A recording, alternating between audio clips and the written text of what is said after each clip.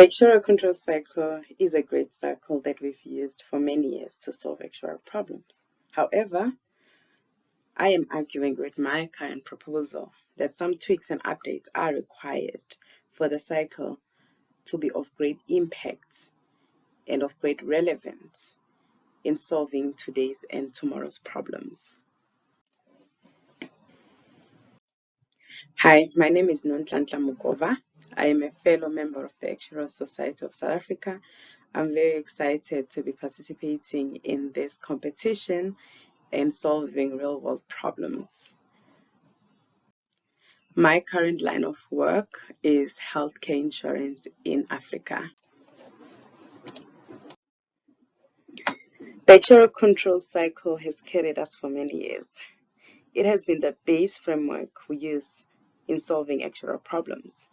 It is fundamental in risk management, which is core to what we do as actuaries. However, there is an opportunity to improve on the actuarial control cycle to better solve problems. This is to incorporate systems thinking framework into our actuarial control cycle. This will expand our problem solving methodology into looking into the root causes and solving problems from the roots.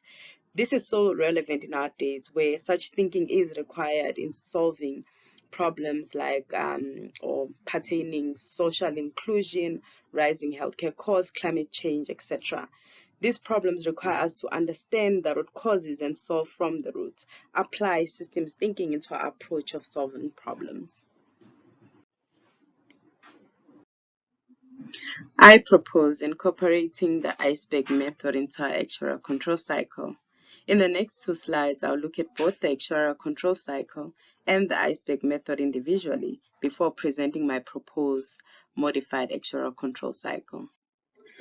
Most in the actuarial space will be familiar with this diagram. Actuarial control cycle is a fundamental tool we are trained to use for risk management.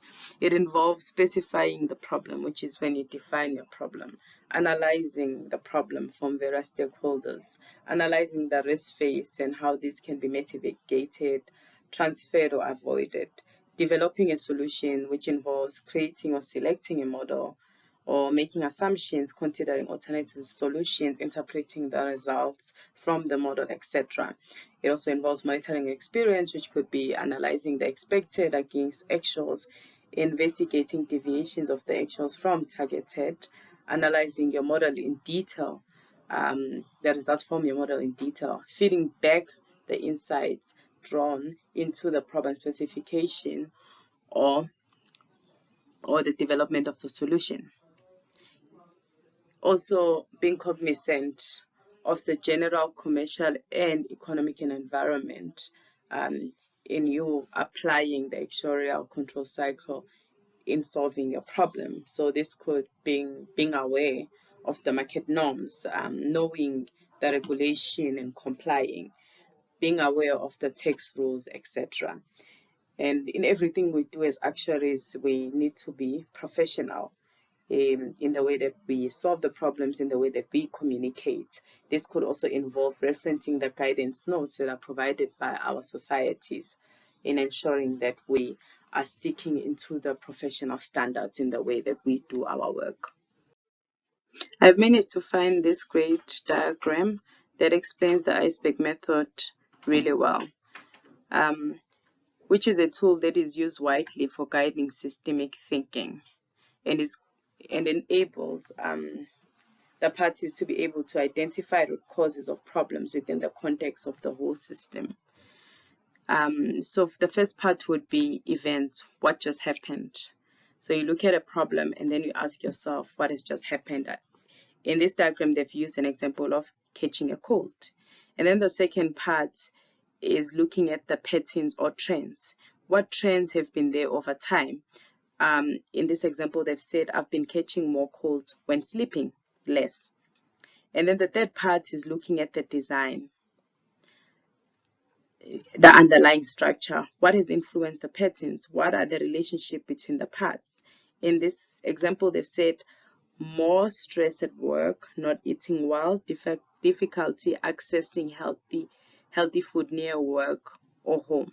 So here you're basically zoning in now into the problem, which is where then you're going to start understanding what are the root causes of the problem. Then the last part is actually looking at the mental models. What assumption, beliefs, and values do people hold about the system? In this example, they've made a statement that career is the most important piece of our identity. Healthy food is expensive. Rest is for the unmotivated. Basically, those are the mental models or the beliefs that people hold that actually results in maybe people catching more cold over time or more often. Now to the exciting slide with my proposed modified actuarial control cycle. So my proposal is in green. I'm proposing that we add the identification of root causes of the problem guided by the iceberg model into our actuarial control cycle. In the next slide, I will give a practical example into the application of this new modified actuarial control cycle.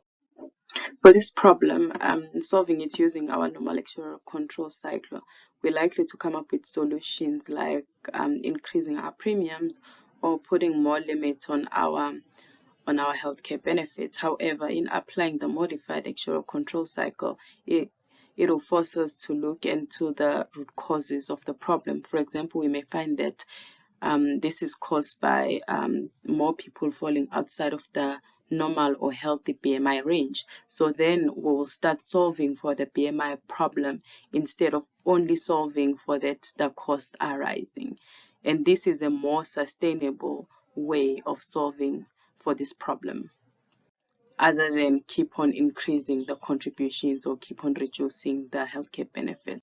Thank you for the opportunity to present.